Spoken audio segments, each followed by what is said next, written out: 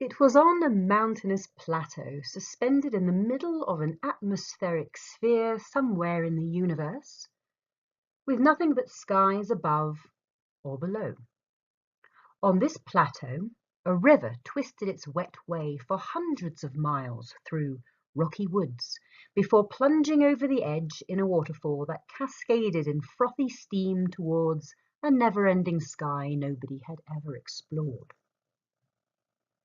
Along this river lived 4 tribes: fire, water, earth, and air. They lived in their separate villages, each led by a fairly wise chieftain, nonetheless plagued by his own foibles, as we all are. The tribes lived close enough to each other that they could trade their skills and their produce, but with enough distance that they were contented to live their lives in accordance with their own separate customs. The forefathers of the wise leaders had once signed a constitution, a single ancient rule that connected their tribes and yet honored their separate cultures. The plateau does not belong to the tribes belong to the plateau. The philosophy, carved in rock and mounted at the top of the highest mound in the middle of the deepest forest, simply dictated that no tribe had any sovereignty over any part of the plateau, including, of course, each other's villages and property. Over time, it had been simplified further to something along the lines of, don't fuck with each other's stuff. Living by this rule kept the competition between the tribes in check. It kept the trade open and constant, and it kept peace on the plateau for generations. Wake was the son of Great Tide, the leader of the water tribe. Tide had been a firm and fair father who'd loved his tribe almost as much as he'd loved his son. Throughout Wake's childhood, father and son had spent most nights on the river pier learning how to fish, or lying on the roof of the chieftain's lodge, shaping the stars and learning how to think. Once, when the young boy had asked his father why the ancient ancestors had carved the ancient rule, his father replied, "The ancestors are in those stars, son. They already know the answers, but we don't. That's why we have the ancient rule. All we have to worry about is providing for our tribe, and our ancestors will do the rest." Great Tide had taken pride in preparing his son to succeed him, and when he lay dying, he called for the young man and asked if he was ready for leadership. "Everything you taught me, father, every single lesson, was that I must provide for the tribe," said Wake, stroking his father's soft and wrinkled cheek. When Great Tide's soul left his body that night, the villagers strapped his remains to a pyre raft, and the river carried it to the roaring waterfall, where it took a flaming dive into eternity amidst a cloud of froth and steam. Great Wake did his best to hop along in the enormous footsteps his father had left. Providing for the tribe was a hard job, especially since the women seemed to be on an extra fertile cycle and there were now new mouths to feed everywhere. Perhaps there was something in the water. Thankfully, the ancient rule meant that there would always be enough food. The plateau provides. Great Wake was walking downstream along the river, thinking while watching the water flow with him, as his father had always taught him to do. He came close to the village of the Earth tribe and considered popping in to see Great Root, their leader. And as he was contemplating whether or not it would be rude to turn up without a pudding or at least a bottle of something from his own personal cellar, he noticed that the village lay in a sort of basin-like dip by the river, creating natural floodplains. The Earth tribe had diverted the floodplains into an irrigation system, so the river would bring rich nutrients to their crops. As a result, their crops were bigger and greener than anything the water tribe had ever grown. "Look at the size of those peas," thought Great Wake. Pea and ham soup was by far his favourite meal, and his sister would make it with a handful of dried peas like tiny pebbles. But these peas! He stopped suddenly. Why should the Earth tribe have better peas? Hadn't they always worked on the principle that they were part of the same thing, that they were all equal custodians of the plateau? Providing for the tribe was his calling. His father had taught him that. But his father had provided for the tribe day by day. Why not provide for the future too? If the Earth tribe could use floodplains to grow better peas than the Water tribe, then surely the Water tribe could be a little inventive too. He wandered into the woods, where he sat on a stump that had been gnawed by a beaver, and remained there until dusk.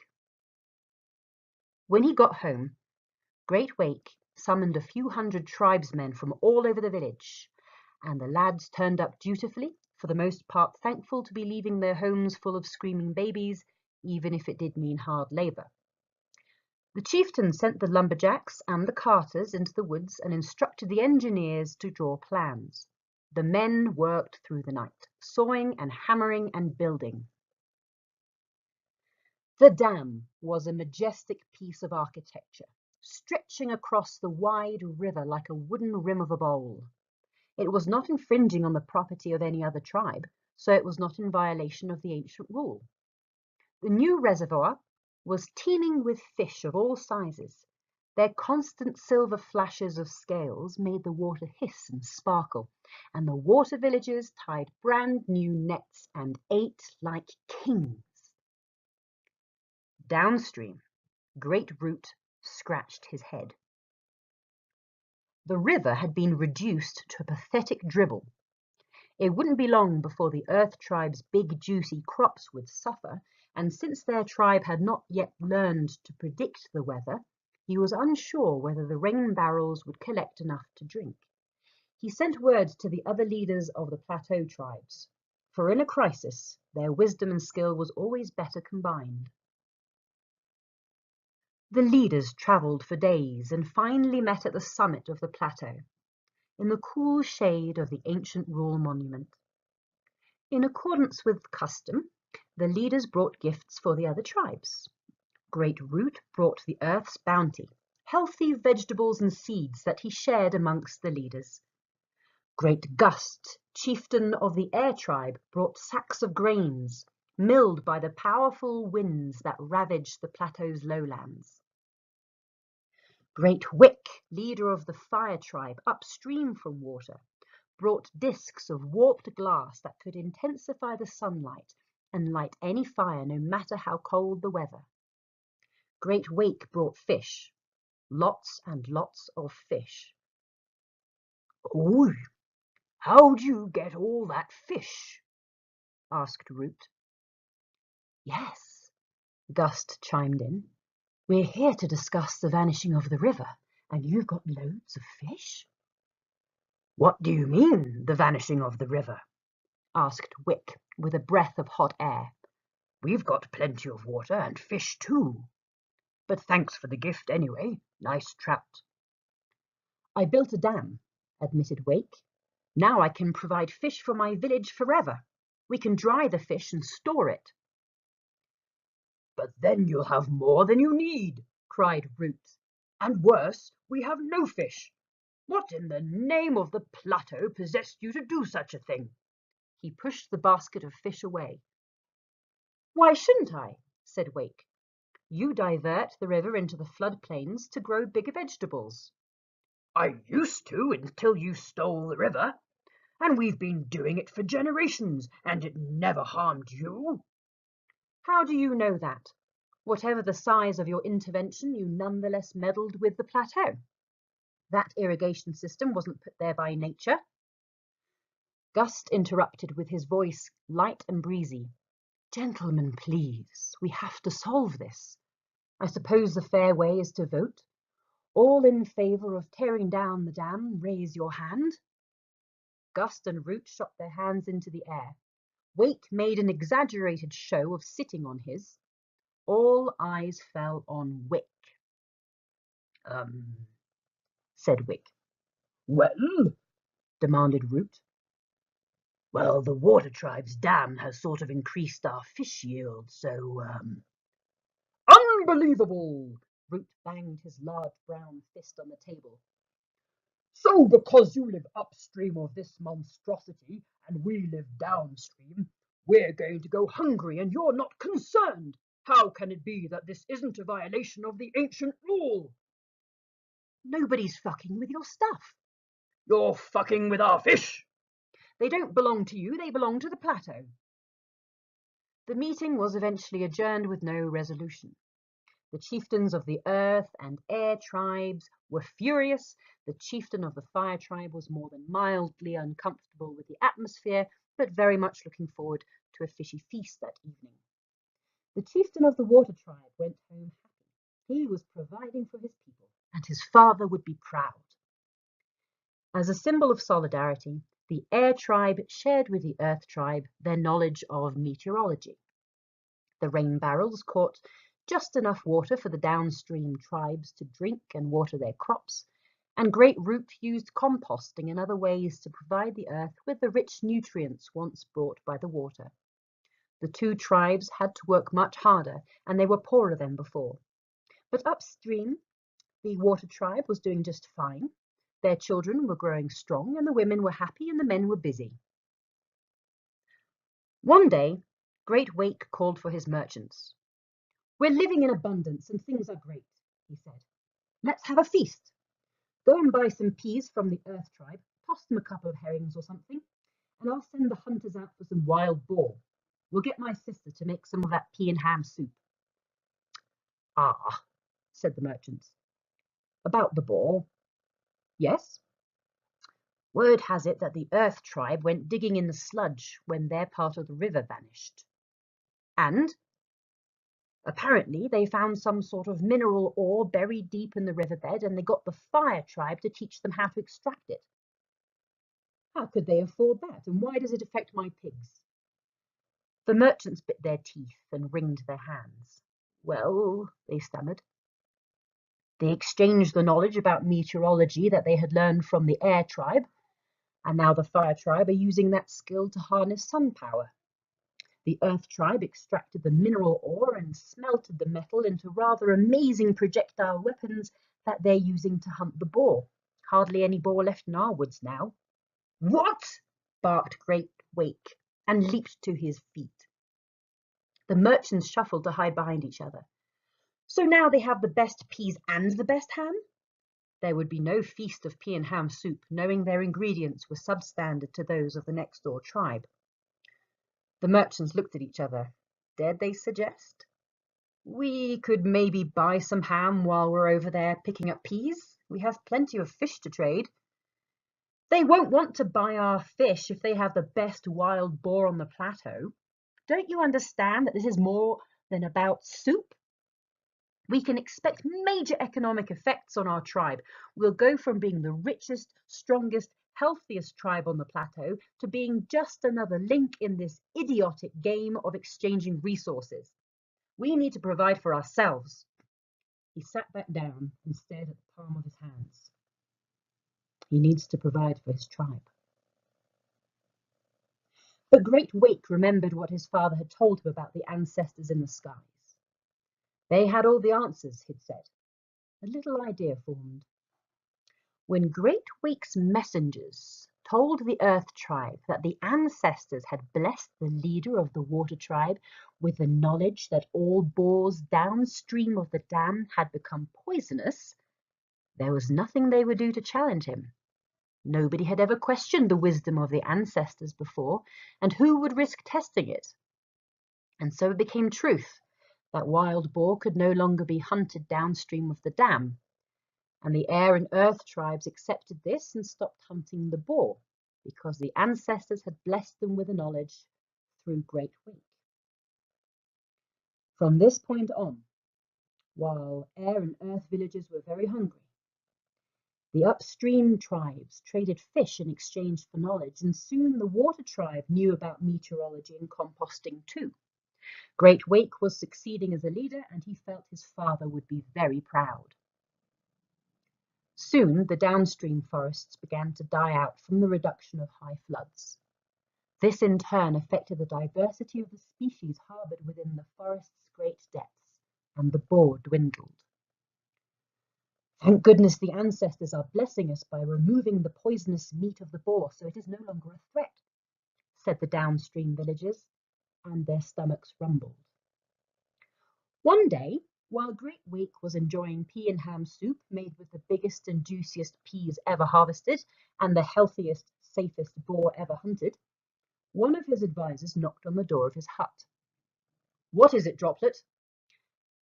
I have some news from some of our environmental researchers, sir. Yes? It appears the dam is causing a bit of an adverse environmental impact. Is that so? Yes, sir, I'm afraid so. The gravel in the riverbed was an important habitat for insects, mollusks, and crustaceans that have now died out. The river also used to flush out the backwater systems, which have now become toxic. Mollusks. How on the plateau is the welfare of mollusks any of my concern? Simply in that any suffering of our neighbours is a suffering of the plateau, and so a suffering of our own, sir. Spare me the sentimental philosophy, Droplet. We've got everything we need. There is no suffering here. Do you see any sad faces in the village? Any hungry babies? Well then. But send some more baskets of fish to the earth and air tribes as a sign of our charity and goodwill. Otherwise, don't talk to me any more about mollusks, please. I find the thought of them distasteful. Yes, sir, said Droplet, bowing his head. Ah, just one more thing, sir. Go on. It also seems this river used to be pivotal in depositing millions of tons of rocks and sediment at the rim of the plateau, and, well, there are reports that the edge is becoming unstable. The talk of sediment has the same effect on me as that of mollusks, said Great Wake, screwing up his nose. It's repugnant. Oh, but let's have another fishy feast with the fire tribe. Make arrangements with Great Wick, please. Yes, sir. Should we invite the other tribes? I would love to say yes, Droplet, but they never bring anything to parties anymore, and I'm starting to get a very uncomfortable feeling that they're scrounging off us. Of course, sir. Downstream of the dam, the riverbed was cracked and parched, the flood plains ravaged and the forests dying, the fauna long gone. The birds that used to inhabit the great trees by the edge of the plateau had flown upstream, so the air tribe had none left to hunt. The villages of both the air tribe and the earth tribe were starving. Without crops and game, they had to resort to selling their tribe-specific skills. And pretty soon Great Wake knew the secrets of floodplains, astronomy, and mineral extraction. But his father had always told him that with great power comes great responsibility, so he reassured his poor neighbour that the benefits of his wealth would almost certainly trickle downstream. When the downstream tribes had completely exhausted their food production capacity, Great Wake had a genius idea. The mineral ore in Earth Tribe's sludgy riverbed could be completely extracted, measured, and stored somewhere. Then trade would be much more easily controlled. He'd know exactly how many fish he could afford to spare. He commissioned the fire tribe to invent smelts to purify the mineral and mints to create coinage from it. And soon the banks of the river near the fire village were lined with heavy industry. Clinking and clanking and banging continued into every night, the twinkling stars obscured from view by heavy smog. But the riverbanks upstream of the dam were already under great stress. The pressure of millions of tons of additional water was straining the banks, and on one devastating morning, the reinforcements finally burst. A great deluge broke free and with a colossal hiss swept through the fire village, crushing homes and extinguishing the lives of almost half the villagers. Great Wake's advisor knocked carefully on his door. What is it, Droplet? Very sad news, Great Wake. Great Wick, the leader of the fire tribe, has perished in a vast deluge along with many of his people. The chieftain dropped his soup bowl. Is it true? He asked, his voice thick. He sank into his chair and held his hands until a horrified thought struck him. If a great deluge was sent by our ancestors to wipe out the fire tribe, then what badness could have been brewing there? We should thank the ancestors for sparing us. Half the tribe remains, sir, but there is no one to succeed their leader. They look to you now, sir. The weight of this responsibility was crushing, but Great Wake knew he must save them. He must provide for them as he did for his own tribe. We will merge water and fire and become a new tribe, steam. My father would have wanted it. We will travel to what is left of the fire village, and we will arrange a great ceremony to grieve and to celebrate. The cleanup efforts demanded vast resource. Even after the riverbanks were restored and reinforced, the fire village was nothing like it had been. Industry had ceased, resources flushed away, and lives destroyed. The fire tribe was as poor as the downstream tribes. But the villagers were hopeful, for they knew Great Wake was a driven leader, and he would guide them back to prosperity. As per tribal custom, as soon as the cleanup efforts were complete, the newly merged steam tribe held a magnificent funeral ceremony, with bonfires and dancing and weeping and the eating of a lot of steamed fish. But the merriment came to a heavy and sombre end, when, as all his ancestors before him, Great Wick was laid upon the funeral pyre, ignited and sent down the river. Suddenly the thundering of hooves reached a crescendo, and messengers from the Earth tribe burst into the funeral. Great Wake, you must come now! The edge of the plateau was crumbling. Great chunks of rock and land were breaking away from the rim and cascading down the side of the plateau in monstrous landslides before plummeting into the eternity of sky. The riders brought Great Wake to the summit of the plateau in the shadow of the ancient Rule Monument, from where Great Gust and Great Root were watching the devastation. Great Root had tears streaming down his brown cheeks and into his mossy beard. Great Gust just stared with hollow eyes into the wind. The river once deposited rock and sediment that stabilized the edge of the waterfall. It has eroded, said Great Gust, in a voice as deep as hollow caverns. Look. A deafening crash sounded from the distance as an entire acre of land with its dying forests sank and then broke away from the plateau and was sent spinning off into the atmosphere below. What can we do, Great Wake? Is this the end of us? Great Wake had no answer. His father had never taught him how to save a world. As he stood and watched the edge of the plateau creeping closer to the settlements, he wondered whether his father was watching from the stars. Then his eye caught a stream of smoke coming from the river, far below. What's that? Asked the other leaders. He squinted. What could be burning on the river? And then his heart stopped. It's Great Wick, he said, wide-eyed. His pyre. It's burning with a passion of furious ancestors. It's heading for the dam, shouted Great Root. So it is, whispered Great Wake, and sank to his knees in the shadow of the ancient wall.